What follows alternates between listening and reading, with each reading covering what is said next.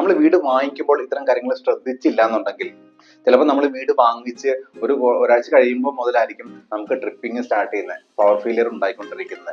അത് അതിൻ്റെ അകത്ത് ചെയ്തിരിക്കുന്ന വയറിങ്ങിന്റെ ഫാൾട്ട് കൊണ്ടായിരിക്കും. ആ ഫാൾട്ട് കണ്ടെത്തി അത് സോർട്ട് ചെയ്ത് എടുക്കണം എന്നുണ്ടെങ്കിൽ വലിയൊരു അഡീഷണൽ എക്സ്പെൻസ് ആയിരിക്കും നിങ്ങൾക്ക് ഉണ്ടാവുക. ചിലപ്പോൾ നിങ്ങളൊരു വേനൽക്കാലത്തായിരിക്കും ആ വീട് വാങ്ങിക്കുന്നത്, ചിലപ്പോൾ മഴക്കാലത്തായിരിക്കും ഈ ട്രിപ്പിംഗ് പ്രശ്നങ്ങൾ സ്റ്റാർട്ട് ചെയ്യുന്നത്. അപ്പോൾ ഇത്തരം പ്രശ്നങ്ങളൊക്കെ ഉണ്ടോ ഇല്ലയോ എന്ന് ഒന്ന് നമ്മൾ നേരത്തെ കൂട്ടി ഒന്ന് ചെക്ക് ചെയ്യുന്നത് എപ്പോഴും നന്നായിരിക്കും. വയറിങ്ങിന്റെ ഫാൾട്ട് കൊണ്ട് കറണ്ട് ബില്ല് കൂടാനുള്ള സാധ്യതകളുണ്ട്. അപ്പൊ ഇതിന് സാധ്യതകളും നമുക്ക് അതിലുണ്ടോ എന്ന് നമുക്ക് അറിയാൻ പറ്റില്ല. കാരണം ഇത് നമ്മൾ മേടിച്ചു കഴിഞ്ഞാൽ നമുക്ക് ലൈഫ് ലോങ് നമ്മൾ ഉപയോഗിക്കാനാണ് ആ വീട് വാങ്ങിക്കുന്നത്. അപ്പൊ ഈ കറണ്ട് ബില്ല് കൂടിക്കഴിഞ്ഞാൽ ലൈഫ് ലോങ് നമ്മുടെ ഈ സാമ്പത്തിക നഷ്ടം ഉണ്ടായിക്കൊണ്ടിരിക്കുകയാണ്. അപ്പൊ ഇതെല്ലാം നമ്മൾ സ്റ്റാർട്ടിങ്ങിൽ തന്നെ ഒന്ന് ശ്രദ്ധിച്ചാൽ നമുക്ക് വലിയ സേവിങ് ആയിരിക്കും അവിടെ ഉണ്ടാവുക. ഒരു പുതിയ വീട് വാങ്ങിക്കുമ്പോൾ നമ്മൾ എന്തൊക്കെ കാര്യങ്ങൾ ശ്രദ്ധിക്കണം? നമ്മൾ പലതും ശ്രദ്ധിക്കാറുണ്ട്, പക്ഷേ ഇലക്ട്രിക്കലുമായി ബന്ധപ്പെട്ട എന്തൊക്കെ കാര്യങ്ങൾ നമ്മൾ ശ്രദ്ധിക്കാറുണ്ട്? ആദ്യം നമ്മൾ ആ വീടിന്റെ കൺസ്യൂമർ നമ്പറും അതിൽ രജിസ്റ്റർ ചെയ്തിരിക്കുന്ന മൊബൈൽ നമ്പറും അതിന്റെ ഇമെയിൽ ID നമ്മൾ മേടിക്കണം. നമുക്ക് പിന്നീട് എന്തെങ്കിലും ഒരു അപ്ഡേഷൻ വേണ്ടി വന്നാൽ നമുക്ക് ഈ മൊബൈലിൽ നിന്നുള്ള OTPയും അതുപോലെ ഈ മെയിലിൽ നിന്നുള്ള OTP ഒക്കെ നമുക്ക് ആവശ്യമായി വരും. ഇതിലൂടെ ആയിരിക്കും നമുക്ക് അപ്ഡേഷൻ ചെയ്യാൻ സാധിക്കുകയുള്ളൂ. അപ്പോൾ അതുകൊണ്ട് ഇത്തരം കാര്യങ്ങൾ നമ്മൾ മേടിച്ച് വെച്ചിരിക്കണം എന്നുള്ളതാണ്. മറ്റൊരു കാര്യം, നമ്മൾക്ക് സിമ്പിളായിട്ട് ചെക്ക് ചെയ്യാൻ പറ്റുന്ന കാര്യങ്ങൾ DB ഉണ്ടോ എന്ന് നോക്കുക, ഉണ്ടെങ്കിൽ അതിൽ MCBകൾ ഉണ്ടോ നോക്കാം, അതിൽ RCCB ഉണ്ടോ നോക്കാം. RCCB ഉണ്ടെങ്കിൽ അതിൽ ആ ടെസ്റ്റ് ബട്ടൺ ഒന്ന് പ്രസ് ചെയ്ത് അത് വർക്കിംഗ് ആണോ എന്ന് ചെക്ക് ചെയ്യുക. അതുപോലെ ഫ്യൂസുകളൊക്കെ ഉണ്ടോ നോക്കാം, ഉണ്ടെങ്കിൽ അത് ഉരുകിയിട്ടുണ്ടോ, കത്തിയിട്ടുണ്ടോ, അങ്ങനെ എന്തെങ്കിലും പ്രശ്നങ്ങളുണ്ടോ ഒന്ന് ചെക്ക് ചെയ്യാം. ഇതിൽ എന്തെങ്കിലും പോരായ്മകൾ ഉണ്ടെങ്കിൽ അവിടെ എന്തൊക്കെയോ പ്രശ്നങ്ങൾ ഉണ്ട് എന്നുള്ളതാണ് നമുക്ക് മനസ്സിലാക്കേണ്ടത്. പിന്നെ അവിടെ എർത്ത് ബിറ്റ് ഉണ്ടോ എന്ന് നോക്കാം. മിനിമം 2 എർത്ത് ബിറ്റ് എങ്കിലും അവിടെ വേണം. അതിന് ചേംബർ ഉണ്ടോ എന്ന് നോക്കുക, നമുക്ക് വെള്ളം ഒഴിച്ചു കൊടുക്കാൻ വേണ്ടിയുള്ള ചേംബർ സംവിധാനങ്ങളോ ഉണ്ടോ എന്ന് നോക്കാം. അങ്ങനെയൊക്കെ ഉണ്ടെന്നുണ്ടെങ്കിൽ അത് നല്ല രീതിയിലുള്ള വയറിംഗ് ആയിരിക്കാനുള്ള സാധ്യതയുണ്ട്. അതുപോലെ നമ്മുടെ കൺസ്യൂമർ നമ്പർ കിട്ടിക്കഴിയുമ്പോൾ ആ കൺസ്യൂമർ നമ്പർ വെച്ചിട്ട് നമുക്ക് ഓൺലൈനിൽ ചെക്ക് ചെയ്യുക, നമുക്ക് ഏതെങ്കിലും രീതിയിലുള്ള പെനാൽറ്റിയോ കാര്യങ്ങളോ അതിൽ വന്നിട്ടുണ്ടോ, ലാസ്റ്റ് ബില്ല് എത്രയാണ് വന്നിരിക്കുന്നത്, അത് അടച്ചിട്ടുണ്ടോ, പെൻഡിങ് ഉണ്ടോ, ഇത്തരം കാര്യങ്ങളെ കുറിച്ചൊക്കെ നമുക്ക് അറിയാൻ പറ്റും. നമ്മൾ ഇത് അറിയാണ്ട് പോയി എടുത്തു കഴിഞ്ഞാൽ ചിലപ്പോൾ വലിയ പെനാൽറ്റി ഒക്കെ ചിലപ്പോൾ ഉണ്ടായെന്ന് വരാം, ചിലപ്പോൾ ലാസ്റ്റ് ബില്ല് അടച്ചിട്ടുണ്ടാവില്ല. അപ്പോൾ ഇങ്ങനത്തെ പ്രശ്നങ്ങളൊക്കെ ഉണ്ടാവും. ഇത്തരം കാര്യങ്ങളൊക്കെ ഒന്ന് കൺഫേം ചെയ്യേണ്ടതാണ്. പിന്നെ നമ്മൾ സാധാരണ നോക്കുന്ന ലൈറ്റുകൾ, ഫാനുകൾ ഇതെല്ലാം വർക്കിംഗ് ആണോ, അതുങ്ങളെ സ്വിച്ചുകൾ, സോക്കറ്റുകൾ ഇതൊക്കെ ചെക്ക് ചെയ്യുക. അതുപോലെ ഈ സോക്കറ്റുകളൊക്കെ ഒന്ന് പ്രത്യേകം ചെക്ക് ചെയ്യുക. കാരണം എന്ന് വെച്ചാൽ ഈ കുറച്ച് പഴയ വീടുകളൊക്കെ ആണെങ്കിൽ ഈ സോക്കറ്റിൽ നമ്മൾ ഏതെങ്കിലും ക്ലിപ്പിനൊക്കെ ഇൻസേർട്ട് ചെയ്താൽ അത് കയറുകയില്ല. അത് കയറുന്നതിന് കാരണം എന്ന് വെച്ചാൽ അവിടെ ചിൽഡ്രൻ സേഫ്റ്റിക്ക് വേണ്ടി വെച്ചിരിക്കുന്ന ഒരു പ്ലാസ്റ്റിക് കവറിങ് ഉണ്ട് അവിടെ. ആ കവറിങ് വളരെ തിക്കായി പോയിട്ട് അത് നമ്മൾ ക്രീപ്പിന്റെ കുത്തിയാൽ അതിൻ്റെ അത് കയറുകയില്ല. അപ്പൊ അങ്ങനെയൊക്കെ വന്നു കഴിഞ്ഞാൽ അത് സോക്കറ്റ് മാറ്റി വെക്കുക എന്നുള്ളതാണ് അവിടെ പറ്റുള്ളൂ, വേറെ ഒന്നും ചെയ്യാൻ പറ്റില്ല. അതൊരു അഡീഷണൽ എക്സ്പെൻസ് ആയിട്ട് വരും.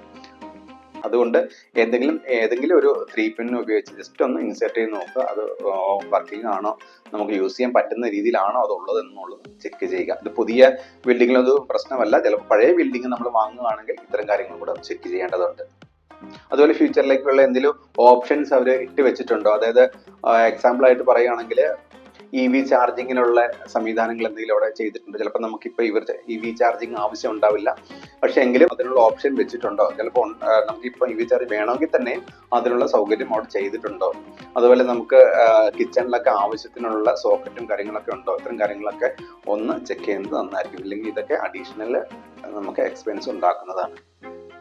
അതുപോലെ നമ്മൾ പ്രധാനമായിട്ടും ചെക്ക് ചെയ്യേണ്ട മറ്റൊരു കാര്യം എന്ന് വെച്ചാൽ നമുക്ക് വീട്ടിൽ ചിലപ്പോൾ ഒരുപാട് LED സ്ട്രിപ്പുകളൊക്കെ കാണും. ഈ LED സ്ട്രിപ്പുകളൊക്കെ ഉണ്ടെങ്കിൽ അതിൻ്റെയൊക്കെ ഡ്രൈവുകൾ ചിലപ്പോൾ എവിടെയെങ്കിലും ഹിഡൻ ആയിട്ട് വെച്ചിട്ടുണ്ട്, ചിലപ്പോൾ ഹൈഡ് ചെയ്ത് വെച്ചിട്ടുണ്ടാവും. ആ ഹൈഡ് ചെയ്ത് വെച്ചിട്ടുള്ളത് ചിലപ്പോൾ എവിടെയാണ് നമുക്ക് അറിയാൻ പറ്റില്ല. ചിലപ്പോൾ നമ്മൾ സീലിങ്ങിന്റെ ഉള്ളിലായിരിക്കാം, അല്ലെങ്കിൽ ഏതെങ്കിലും ലൈറ്റിന്റെ ബേക്കിൽ വെച്ചിരിക്കുന്നതായിരിക്കാം, അല്ലെങ്കിൽ വുഡ് കൊണ്ട് എന്തെങ്കിലും കവർ ചെയ്തിട്ടുണ്ടാവാം. അങ്ങനെ ഏതെങ്കിലും രീതിയിൽ അത് കവർ ചെയ്ത് വെച്ചിട്ടുണ്ടാവും, ഒരു ഹൈഡ് ആക്കി വെച്ചിട്ടുണ്ടാവും. അപ്പൊ ഏതെങ്കിലും കാരണവശാൽ ഈ ഡ്രൈവുകൾ നമുക്ക് മാറ്റേണ്ടി വന്നു കഴിഞ്ഞാൽ ഇത് എവിടെയാണെന്ന് നമ്മൾ നേരത്തെ അറിഞ്ഞിരിക്കണമെങ്കിൽ നമുക്കത് മാറ്റാൻ പറ്റുള്ളൂ. അല്ലെങ്കിൽ ഒരുപാട് നമുക്ക് സമയനഷ്ടവും സാമ്പത്തിക നഷ്ടവും ഒക്കെ അതിലുണ്ടാകും. അത് മാത്രമല്ല ഈ ഡ്രൈവുകളൊക്കെ പെട്ടെന്ന് ഡാമേജ് ആകുന്ന സാധനമാണ്, പെട്ടെന്ന് ഹീറ്റ് ഉണ്ടാകുന്ന സാധനമാണ്. അപ്പോൾ അതിൽ ഇരിക്കുന്ന പോലെ വുഡിലൊക്കെ കാണുന്നുണ്ടെങ്കിൽ അത് ഹീറ്റ് ആകാൻ, ഫയർ ഉണ്ടാകാനൊക്കെ ഉള്ള സാധ്യതകളൊക്കെ ഉണ്ട്. അപ്പോൾ ഇത്തരം ഡ്രൈവുകളൊക്കെ എവിടെയാണ് വെച്ചിരിക്കുന്നത് എന്നുള്ള കാര്യങ്ങൾ ചോദിച്ച് മനസ്സിലാക്കി വെക്കേണ്ടതാണ്. ഏറ്റവും ഇമ്പോർട്ടൻ്റ് ആയ കാര്യം എന്താണെന്ന് വെച്ചാൽ നമുക്കൊരു ഹെൽത്തി വയറിംഗ് സർട്ടിഫിക്കറ്റ് മേടിക്കണം എന്നുള്ളതാണ്. ഒരു പ്രൊഫഷണൽ ഇലക്ട്രീഷ്യനെ കൊണ്ട് നമ്മുടെ ഇലക്ട്രിക്കൽ സിസ്റ്റം, ഇലക്ട്രിക്കൽ വയറിംഗ് എത്രമാത്രം സേഫ് ആണ്, അതിൽ എന്തെങ്കിലും ഡാമേജുകളുണ്ടോ, എന്തെങ്കിലും കംപ്ലൈന്റുകളുണ്ടോ, അത് ഹെൽത്തി ആണോ ആ വയറിംഗ് എന്നുള്ളത് ഒന്ന് ചെക്ക് ചെയ്ത് അവരൊന്ന് സർട്ടിഫൈ ചെയ്ത് തരേണ്ടതുണ്ട്. അത് നമ്മൾ ആരുടെ അടുത്താണോ മേടിക്കുന്നത്, ആ വീട് വാങ്ങിക്കുന്നത്, അവരോട് നമ്മൾ ഈ സാധനം കൂടെ ആവശ്യപ്പെടണം. ഇതല്ലെങ്കിൽ നമ്മൾ പ്രൊഫഷണൽ ഇലക്ട്രീഷ്യനെ കൊണ്ട് നമ്മൾ ആ വീട് ചെക്ക് ചെയ്യിക്കണം. പ്രൊഫഷണൽ ഇലക്ട്രീഷ്യനെ കൊണ്ട് തന്നെ ചെയ്യിക്കണം. ഏതെങ്കിലും ലോക്കൽ ഇലക്ട്രീഷ്യന്മാരെ കൊണ്ട് ചെയ്തിട്ട് കാര്യമില്ല.